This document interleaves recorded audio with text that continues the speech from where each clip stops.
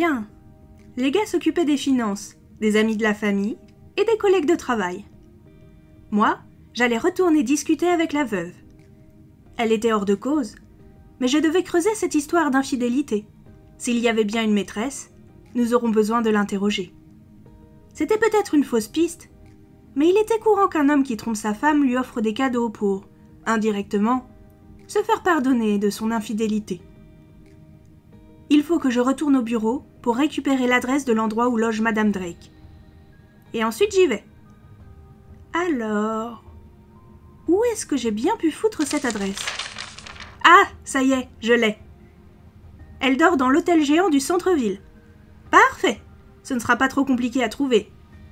En même temps, ce serait un comble de perdre la trace d'un dragon.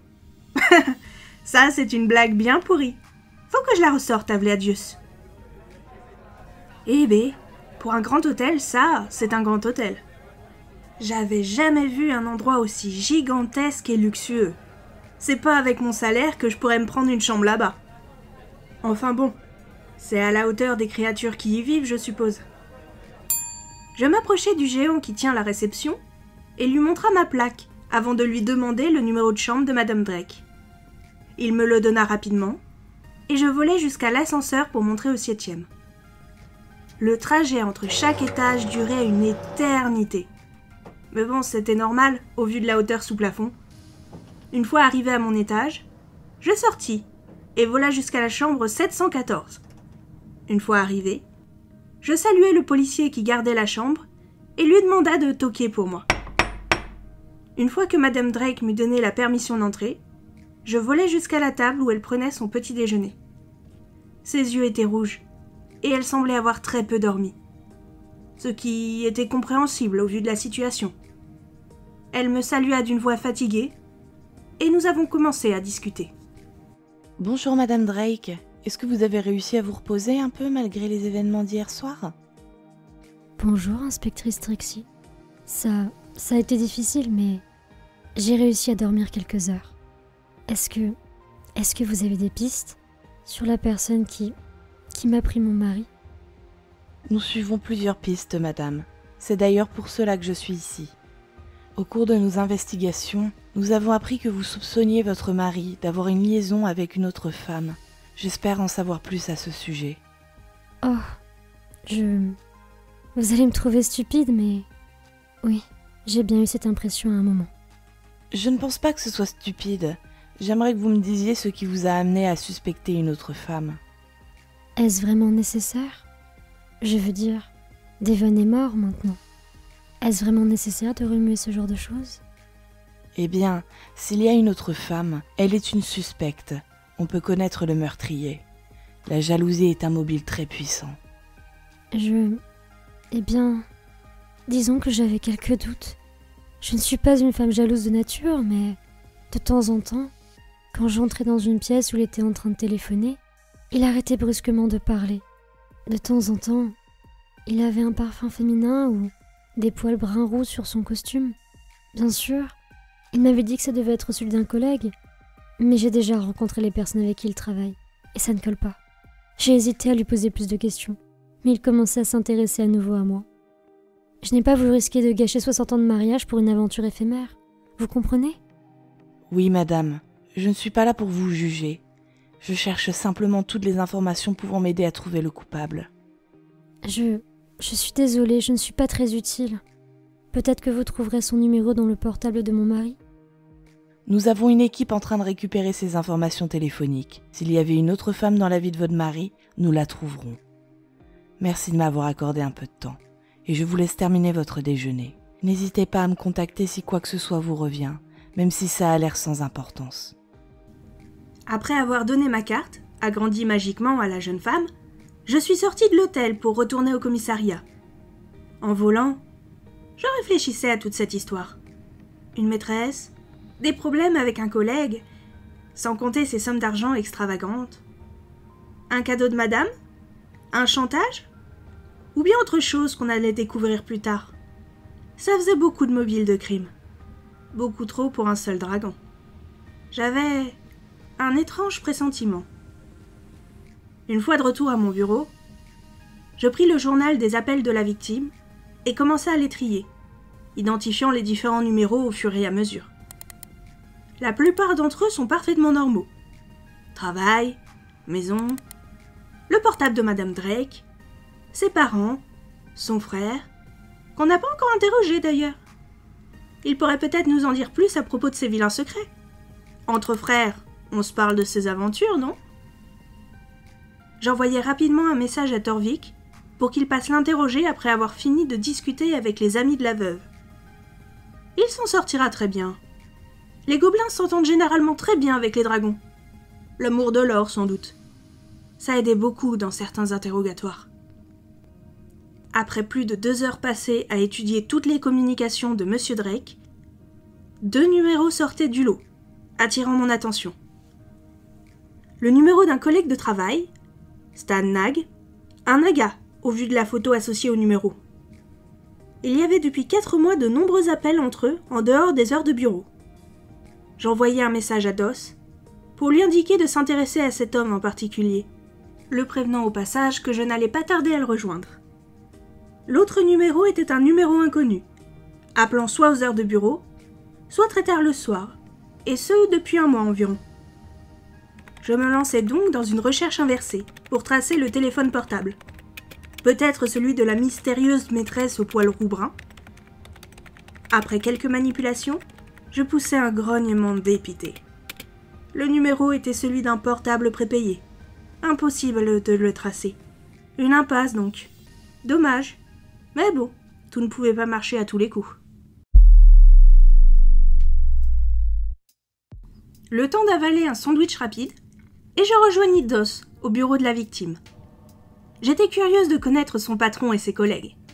Et puis, on en apprend beaucoup d'une personne en observant son espace de travail. Je passais donc le reste de la journée en compagnie de Dos, au siège de l'entreprise Merjastrophe. L'endroit dégoulinait d'hypocrisie. Tout le monde assurait adorer leur défunt collègue et être profondément bouleversé par son décès. Ah, c'était bien essayé. Mais il est difficile de mentir à une fée ou à un loup-garou. Nous comptons parmi les créatures qui peuvent sentir le mensonge à des kilomètres à la ronde. Bref, le seul un minimum sincère, c'était son patron, un manticore bien bâti qui avait passé presque toute l'entrevue à essayer de me refourguer l'une de ses assurances. Sur son employé décédé, il s'était montré très bref. Un dragon ponctuel, ordonné, travaillant correctement et toujours prêt à faire ce qu'il faut pour que le service fonctionne correctement. Rien à redire. Nous avons ensuite emprunté une petite salle de réunion pour interroger les membres du service, un par un. Après nous être montrés un peu plus fermes auprès des collègues de Monsieur Drake, suggérant une petite convocation au commissariat, les langues ont fini par se délier. Notre dragon était un maître chanteur émérite. Dès qu'il repérait une erreur ou entendait une phrase malheureuse, il fallait acheter son silence. S'il n'avait pas ce qu'il voulait, il allait voir le patron pour les dénoncer, et suggérait même parfois des punitions adaptées à la faute, qui consistaient en général en 2 heures supplémentaires non payées. L'un d'eux nous expliqua qu'il le suspectait de hacker leur ordinateur, et que la hantise du service était qu'ils finissent par apprendre des secrets personnels. Tout le monde était toujours sur les nerfs à cause de ça, et l'ambiance du service était terrible. Il conclut son interrogatoire en disant qu'il n'était pas le meurtrier, mais que, lorsqu'il saurait qui avait fait taire leur collègue, il lui enverrait une belle boîte de chocolat. Lorsqu'il quitta la salle, je me tournai vers mon collègue. Bon, au moins maintenant on sait comment il a fait pour offrir autant de cadeaux à sa femme, et aussi comment il fait pour rembourser aussi vite le crédit de sa maison. Ça aide d'avoir autant d'argent de poche, il est malin n'empêche. À part les 3 derniers mois, on n'a trouvé aucune trace de ça. Il devait se faire payer en liquide. Ouais, je pense aussi. Mais ça va pas nous aider ça, chef. Je veux dire, s'il menaçait tous ses collègues, ça fait beaucoup de personnes qui auraient pu vouloir sa mort. Entre ceux qui le faisaient chanter et ceux qui avaient des secrets à protéger... C'est sûr que ça va nous donner du boulot, avec tous ces alibis à vérifier. Mais vaut mieux trop de suspects qu'aucun. Bon, et le fameux Stan Nag, on ne l'a pas encore vu passer.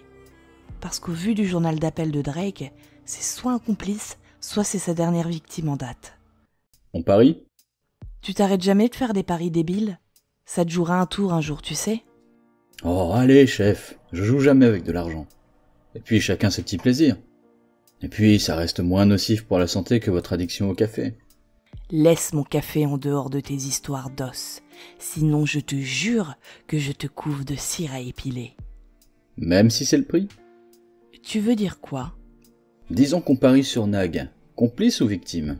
Le perdant doit un café au gagnant. Alors? Moi, personnellement, je dis complice. Les écailleux, ils sont toujours fourrés dans des trucs louches. Il doit sûrement aider Drake à découvrir les secrets de leurs collègues. Ensuite, il récupère l'argent et fait moitié-moitié. Alors là, je pense que t'es complètement à côté de la plaque. Ok, va pour le pari, mais tu vas douiller sur l'addition. Je l'ai vu tout à l'heure, ton gars. Il est presque aussi soulagé qu'il est terrifié. Je suis sûre qu'il se faisait saigner à blanc. Reste à savoir ce que Drake savait sur lui de si compromettant. Bon, on va vite le savoir. Prépare-toi à casquer. Tenu. Doss alla ensuite chercher notre suspect, qui entra nerveusement dans la pièce quelques minutes plus tard. Il serpenta jusqu'à la table et s'assit en face de moi, avant de croiser les bras, regardant partout dans la salle sans oser croiser nos regards. Je me suis éclairci la voix avant de prendre la parole. Monsieur Stan Nag, c'est bien ça? Détendez-vous, ce n'est qu'un interrogatoire de routine. Nous interrogeons toutes les personnes qui connaissaient la victime, pour cerner un peu quel genre de personne il était. Oh oui, c'est normal. Excusez ma nervosité. Je suis un petit peu sous le choc, vous comprenez? Oui, c'est bien naturel. Bien, pouvez-vous me parler un peu de Monsieur Drake? Quelle était la nature de votre relation? Pour être honnête, lui et moi ne parlions pas beaucoup. Je pense que vous savez qu'il n'était pas un collègue des plus agréables. Avec tous ceux qui sont déjà passés et vous parler, ce serait un peu hypocrite de ma part de vous dire que j'adorais ce mec. Il était toxique. Oui, nous sommes au courant pour ses activités de maître chanteur. Justement, est-ce que vous aviez ce genre de problème avec lui? Oui, il m'a déjà surpris à faire une erreur l'année dernière. C'était une bête erreur d'adresse réparée en moins d'1 heure. Mais notre patron n'est pas du genre à oublier une erreur, aussi petite soit-elle. Sans compter qu'il m'aurait privé de prime pendant 2 ans au moins. Bref, ça m'a coûté 200 argos. Et j'ai dû lui faire une dizaine de dossiers. Dossiers qu'il a ensuite présentés au patron en disant qu'il avait fait des heures sup. Je vois. Cependant, cela n'explique pas les nombreux appels à des heures plutôt tardives que nous avons retracées entre vous et Monsieur Drake depuis 3 mois environ. Oh, c'est que... Vous savez, on peut faire de 2 manières. Soit vous nous dites ce qui s'est passé et on peut s'arranger pour rester discret, selon ce que vous nous direz. Soit on va chercher nous-mêmes ce qu'il savait sur vous. Et pour ça, on va devoir poser beaucoup de questions à beaucoup de personnes dans votre entourage. Alors, on procède comment? Promettez-moi que vous n'en parlerez pas à ma famille. Nous ferons de notre mieux. Plus vous coopérerez, plus nous ferons d'efforts de notre côté. Très bien. De toute manière, je n'ai rien à voir avec sa mort. Cette espèce d'escroc a découvert que j'avais une liaison. Je suis un homme marié. J'ai 15 petits et ma femme surveille actuellement notre prochaine couvée. Elle devrait éclore d'ici 2 mois. J'admets qu'il m'a extorqué beaucoup d'argent. Je l'ai payé et puis c'est tout. Pour ce qui est du meurtre, j'ai un alibi. Il y a toujours un parent par couvée. On veille sur eux ensemble pour ne pas s'endormir. J'étais là-bas toute la nuit, en compagnie d'une 20aine d'autres futurs parents. Eh bien, nous vérifierons. Mais si c'est exact, c'est en effet un alibi très solide, et vous n'auriez alors rien à craindre. Je pense que nous en avons fini pour le moment. Nous n'allons pas vous retenir plus longtemps. Un instant. Que va-t-il se passer quand vous allez vérifier mon alibi? Les gens risquent de... jaser. Simple vérification de routine. Nous allons vérifier les alibis de tout l'entourage de Monsieur Drake, vous, comme tous vos collègues. C'est tout ce que vous aurez à répondre. Merci. L'homme quitta rapidement la pièce, et j'échangeai un long regard avec Dos. Je n'avais senti aucune trace de mensonge dans son aura. Il me confirma que son odorat n'avait rien détecté d'étrange.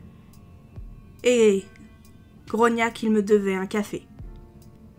Après être rentré, et avoir fait le point avec Torvik et Sana, j'ai dégusté mon café gratuit, avant de finir quelques dossiers traînant sur mon bureau. Voyant l'heure plus qu'avancée, je suis ensuite rentré chez moi, pour me reposer un peu. Une bonne nuit de sommeil plus tard, je me suis levée, et j'ai pris le temps de me prendre un petit déjeuner composé d'une grande tranche de noisettes recouverte de confiture de rose, avec un verre de jus de fruits bien frais, et bien évidemment, un bon café, avant de partir pour le commissariat. Pendant que mes 3 collègues commençaient à vérifier la très longue liste d'alibis de l'entourage de la victime, je constatais avec plaisir que Vladius avait terminé l'autopsie et était prêt à me faire un topo. Je passais donc à la cafétéria pour prendre une poche de sang caféiné et un gobelet de café lait-miel, avant de me rendre à la morgue. Je fus accueillie par un médecin légiste d'excellente humeur, la poche de sang dans ma main lui ayant fait briller les yeux.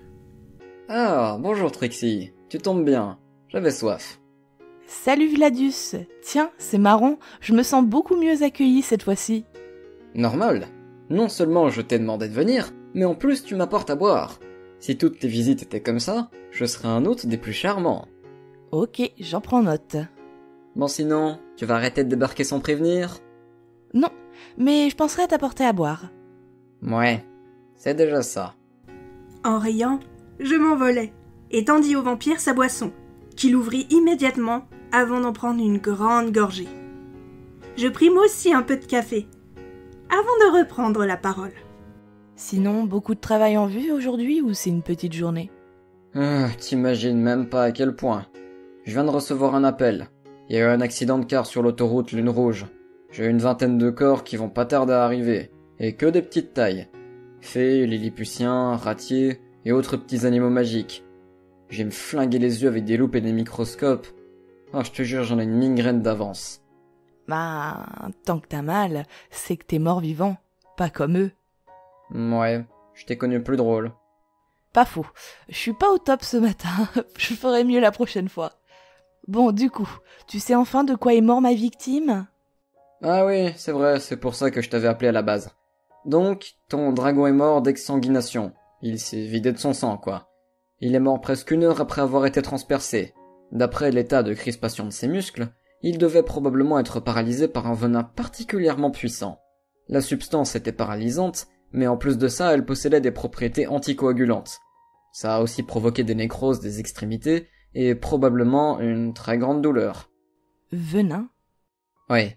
Je sais pas de quelle espèce exactement, mais c'est pas de la drogue, ça c'est sûr. Et vu la forme de la blessure, ça a directement été injecté via un aiguillon, pas une seringue. Ton meurtrier possède donc un aiguillon venimeux et un venin mortel, et il est suffisamment fort pour transpercer l'armure d'écaille d'un dragon.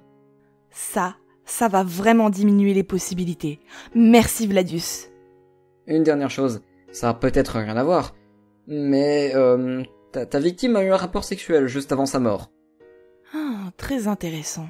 Surtout que sa femme a quitté le domicile en début de soirée. Eh bien, je suppose... Non, en fait, je m'en fous, j'aime pas les hypothèses. Seuls les faits m'intéressent. Les pistes et les enquêtes, c'est ton domaine. Du coup, tu dois avoir beaucoup de travail avec toutes ces nouvelles hypothèses, donc bon, tu connais la sortie, je te raccompagne pas vrai chérie? Toujours aussi agréable et galant, mon grand. Bon, j'y vais, je te laisse à tes cadavres. Attends, une dernière chose. Oui? T'oublieras pas de repasser tout me raconter quand t'auras bouclé ton enquête, hein? Je croyais que c'était pas ton rayon. J'aime pas les hypothèses. C'est pour ça que je préfère que tu me racontes tout à la fin. Pas besoin de se poser 36 000 questions. Avoue que tu veux surtout savoir qui est la maîtresse inconnue. Oui, j'avoue, j'aime bien les dramas. Bon, quand ce sera terminé, on n'aura qu'à aller boire un verre ensemble, je te raconterai tout ça. Ok, on fait comme ça. Avec un ricanement, Vladius me fit signe de partir, et je quittai la morgue, l'épais rapport d'autopsie entre les mains. Tout à coup, je sentis mon portable vibrer dans ma poche. Allô, inspectrice Trixie à l'appareil. Allô, chef, c'est Dos. Je viens de penser à quelque chose. C'est sûrement rien, mais je voulais en parler. Je t'écoute. Eh bien, on sait que Drake était un maître chanteur toujours à l'affût d'une proie. Or, pour avoir une liaison, il faut être deux, non? En général, oui, parfois plus, mais bon, c'est pas le sujet. Bref, est-ce qu'il n'aurait pas aussi fait chanter la maîtresse de Nag? Théorie intéressante. Je te laisse creuser de ce côté. Moi, je vais secouer un peu les scientifiques pour savoir ce qu'ils ont découvert sur la scène du crime. Ah, au fait, selon Gladius, il y avait une femme chez Drake au moment de sa mort, et le meurtrier possède un aiguillon venimeux capable de transpercer des écailles de dragon. Noté, je transmets aux autres. Une fois l'appel terminé, je me mis en route vers le laboratoire scientifique. Dès que j'aurais la race du meurtrier, le retrouver ne serait plus qu'une question de jour. J'en étais sûre.